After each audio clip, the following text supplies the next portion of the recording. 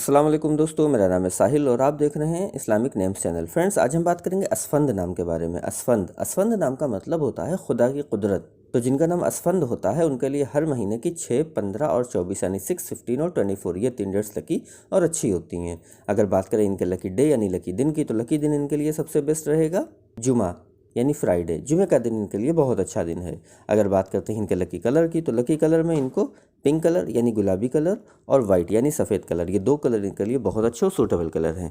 अगर बात करते हैं इनके लकी स्टोन की, तो लकी स्टोन में इनको वाइट ओपल यूज़ करना चाहिए। ये स्टोन इंशाल्लाह इनके लिए बहुत अच्छा रहेगा। अगर बात करते हैं इनके लकी नंबर की, तो लकी नंबर है इनका 6 यानी 6 नंबर इनका लकी नंबर है। तो ये थी असफंद नाम की शॉर्ट डिटेल। अगर ये वीडियो आपको अच्छी लगी हो तो इसको लाइक करें, शेयर करें, हमारे चैनल को सब्सक्राइब करें। यहाँ पर ऐसा ही नाम के बारे में हम आपको जानकारी देते हैं।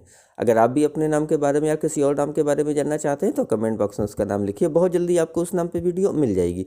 अगर आप अपने नाम के बारे में और डिटेल के साथ जानकारी हासिल करना चाहते हैं तो इसके लिए इस वीडियो की डिस्क्रिप्शन में आपको एक लिंक मिलेगा, उस वीडियो को देखिए।